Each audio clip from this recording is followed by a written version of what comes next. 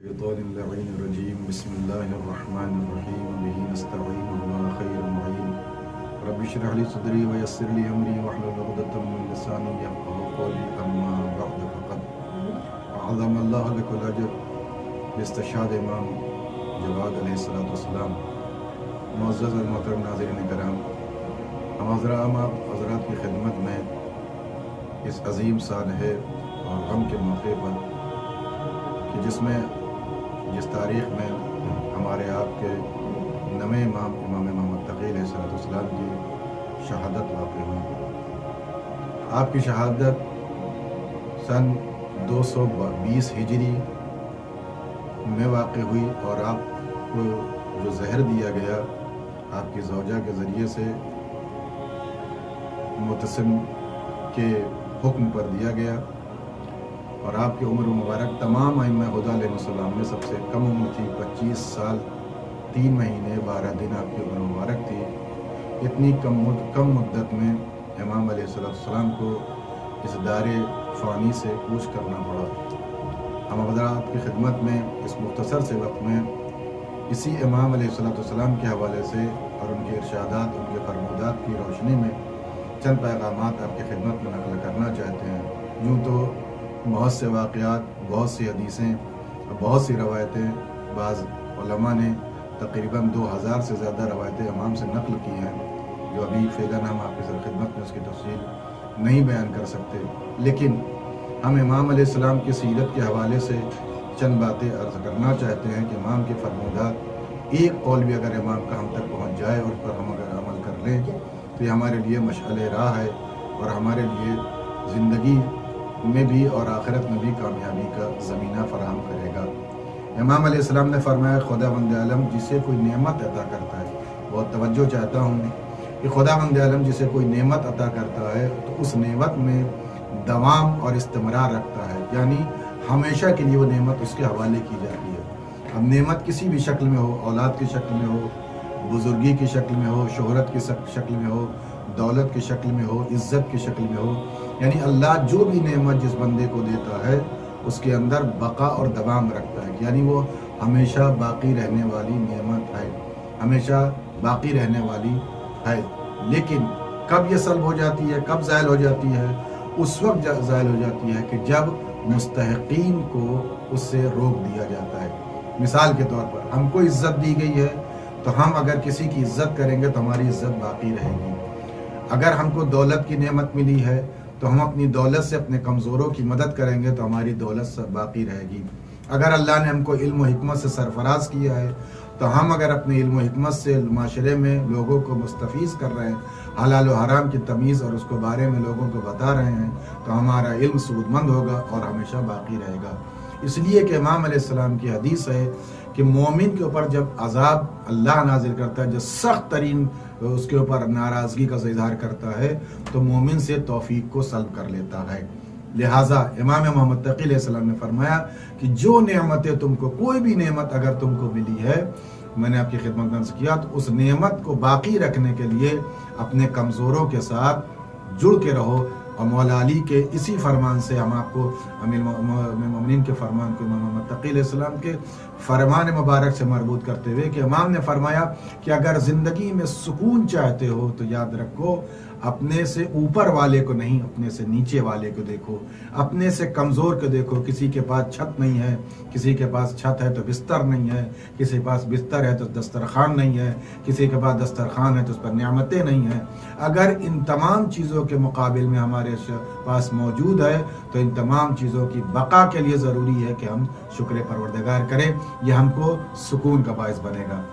اس کے امام نے فرمایا کہ جو خدا کے بھروسے پر لوگوں سے بے نیاز ہو جائے اور لوگ اس کے محتاج ہوں، یعنی اگر انسان خداوند عالم پر مکمل بھروسہ رکھتا ہے ہر معاملے میں تو خداوند عالم تمام لوگوں کو اس کی طرف موڑ دیتا ہے، لوگ اس کی سے توقع کرنے لگتے ہیں، اور جو خدا سے ڈرے گا لوگ اسے دوست رکھتے ہیں۔ ڈرنے کا مطلب یہ ہے، امام محمد تقی علیہ السلام نے فرمایا کہ جس کے اندر، جس کے دل میں تقویٰ ہو، خوف خدا ہو، جس کے دل میں خوف خدا ہوتا ہے لوگ اس کو دوست رکھتے ہیں۔ آپ نے اپنے معاشرے میں بھی دیکھا ہوگا کہ اگر ایک شخص جو ہے محلے میں جا کے نماز مسجد میں پڑھتا ہے، 5 وقتہ نمازوں کا پابند ہے تو چاہے جس اعتبار سے ہو لوگ اس کو سلام کرتے ہیں، اپنے پاس بیٹھانا اپنے لیے باعث زینت سمجھتے ہیں۔ تو امام نے فرمایا کہ جس کے دل میں تقویٰ ہو، خوف خدا ہو، گناہوں سے بچتا ہے، وہ لوگوں کے درمیان محبوب اور لوگوں کے درمیان دوست ہوتا ہے۔ یاد رکھیے ایک جملہ کہا جاتا ہے کہ جو لوگوں سے ڈرتا ہے وہ خدا سے نہیں ڈرتا، اور جو خدا سے ڈرتا ہے وہ لوگوں سے نہیں ڈرتا۔ لہٰذا ہم کو ڈرنا ہے تو خدا بند عالم سے، ہم کو اجتناب کرنا اگر معصیت سے تو صرف خدا بند عالم کی رضا کے لیے۔ انسان کے کمالات کا دار و مدار اس کی عقل پر موقوف ہے، یعنی انسان کے جو کمالات ہیں دلیل ہے کہ اس نے اپنے عقل کا صحیح استعمال کیا۔ امام حسن عسکری علیہ السلام سے پوچھا گیا مولا عقل کی تعریف کیا ہے؟ امام نے فرمایا ما عبدا بہ الرحمن و اکتسب بہ الجنان، عقل اسے کہتے ہیں کہ جس کے ذریعے سے انسان رحمان کی اللہ کی عبادت کرے اور اپنے امور کے ذریعے سے جنت کی کمائی کرے، یعنی ہر وہ کام انجام دے جس کے ذریعے سے خدا راضی ہو جائے اور انسان جنت کا مستحق قرار پائے۔ اس کے بعد امام نے فرمایا کہ خدا بند عالم کی رضا حاصل کرنے کے لیے 3 چیزوں کی ضرورت ہے۔ بہت سی باتیں تھی لیکن مختصر میں کہ امام علیہ السلام، امام محمد تقی علیہ السلام جس کی شہادت کی تاریخ ہے آج، امام نے فرمایا کہ اگر خدا کو راضی کرنا چاہتے ہو، خدا کو اپنی مرضی کے مطابق خدا بند عالم کی بارگاہ میں سرخرو ہونا چاہتے ہو کہ وہ خدا تم سے راضی ہو، تو 3 چیزوں پر خاص توجہ دینا۔ سب سے پہلی چیز استغفار کا دامن نہیں چھوڑنا، ہما وقت اٹھتے بیٹھتے خدا بند عالم کی بارگاہ میں استغفار کرنا۔ یاد رکھیے استغفار رزق کا دروازہ کھول دیتا ہے، استغفار بے اولاد کو صاحب اولاد بنا دیتا ہے، استغفار بے عزت کو عزت عطا کرتا ہے، استغفار انسان کو معاشرے میں سربلند کر دیتا ہے، استغفار خدا بند عالم کی بارگاہ میں بزرگی عطا کرتا ہے۔ دوسرے نرمی اور فروتنی کے ساتھ، یعنی اگر آپ کے ساتھ کوئی تند اور مزاج میں گفتگو کرے تو آپ اس سے نرم لہجے میں گفتگو کریے اور اپنے گفتگو کو شائستہ بنائیے۔ شائستہ بنانے سے کیا مطلب یہ ہے کہ جب مومنین سے آپ گفتگو کریے اپنے لبوں پر مسکراہٹ رکھیے تاکہ لوگ آپ کی طرف متوجہ ہوں، اپنے مزاج میں سختی پیدا نہ کریے۔ اس لیے کہ امام نے فرمایا کہ جس ڈال میں سختی ہوتی ہے وہ ڈال جلدی ٹوٹ جاتی ہے، اور جس ڈال میں زیادہ لچک ہوتی ہے اس ڈال کی شاخیں زیادہ ہوتی ہیں۔ اسی لیے امام نے فرمایا اگر کسی کے 1000 دوست ہیں تو کم ہے، اگر ایک دشمن ہے تو زیادہ ہے۔ لہذا اپنی سختی سے ڈال کی شکستگی کا سبب نہ بنیے، بلکہ اپنی نرمی سے لوگوں کے درمیان محبوب بنیے تاکہ معاشرے میں عزت اور وقار ملے۔ اس کے بعد تیسری چیز کثرت صدقہ، جو صدقے کو کثرت سے عطا کرتا ہے، امام محمد تقی علیہ السلام فرمایا خدا راضی ہو جاتا ہے۔ بہترین تجارت امام نے فرمایا وہ ہے جو صدقے کے ذریعے سے کی جائے۔ صبح و شام صدقہ دیجیے۔ صدقہ صرف پیسہ نہیں ہے، صدقہ صرف مال نہیں ہے، صدقہ کسی کی مدد کرنا یہ بھی صدقہ ہے، کسی بیمار کی تیمارداری کرنا یہ بھی صدقہ ہے، کسی کو 2 روپے دے کر کے مدد کر دینا یہ بھی صدقہ ہے۔ کوئی اپنا بوجھ نہیں اٹھا سکتا ہے، مومن اس کا بوجھ اٹھا کر کے گھر پہنچا دے یہ بھی صدقہ ہے۔ پیاسے کو پانی پلا دینا یہ بھی صدقہ ہے، بھوکے کو کھانا کھلانا یہ بھی صدقہ ہے، اور کسی کے تن پر لباس نہ ہو لباس عطا کر دینا یہ بھی صدقہ ہے، کسی یتیم کے سر پر دست شفقت رکھنا یہ بھی صدقہ ہے، بزرگوں کا احترام کرنا یہ بھی صدقہ ہے، صلہ رحم سے معاشرے میں لوگوں کے درمیان امداد کرنا یہ صدقہ ہے۔ ان چیزوں سے انسان کے زندگی میں تقویت ملتی ہے، بزرگی ملتی ہے۔ لہٰذا ہم آپ حضرات کی خدمت میں یہ اقوال کے ذریعے زیر اثر یہ آپ سے الوداع چاہتے ہیں۔ یہ 6-7 اقوال ہم نے آپ کی خدمت میں جو پیش کیے یہ امام محمد تقی علیہ السلام کے حوالے سے وآخری بات۔ اس کے بعد میں آپ کی خدمت میں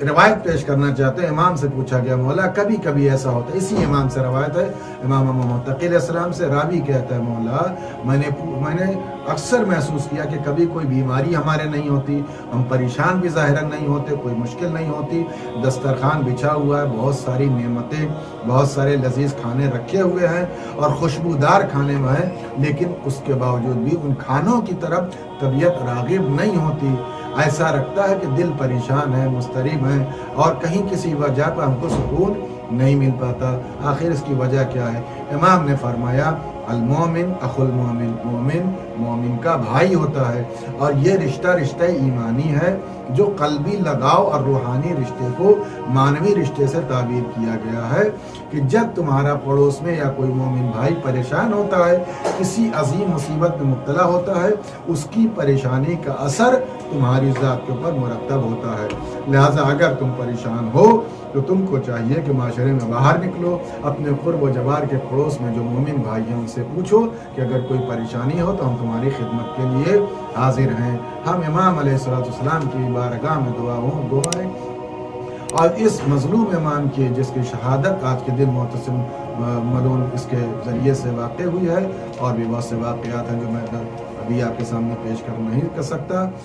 دعا گو ہے پروردگار ہماری ان تمام دعاؤں کو قبول فرما اور ہم کو دیال محمد علیہ السلام پہ چلنے کی توفیقات عنایت فرما، کثرت سے اقوال معصومین علیہ السلام کو سننے کی اور اس پر عمل کرنے کی توفیق عنایت فرما، ان اقوال ان تعلیمات کے وارث امام زمانہ کے ظہور میں تعجیل فرما، اور امام کے اعمال و انصار میں ہم سب کا شمار عنایت فرما، وتقبل منا انک انت السمیع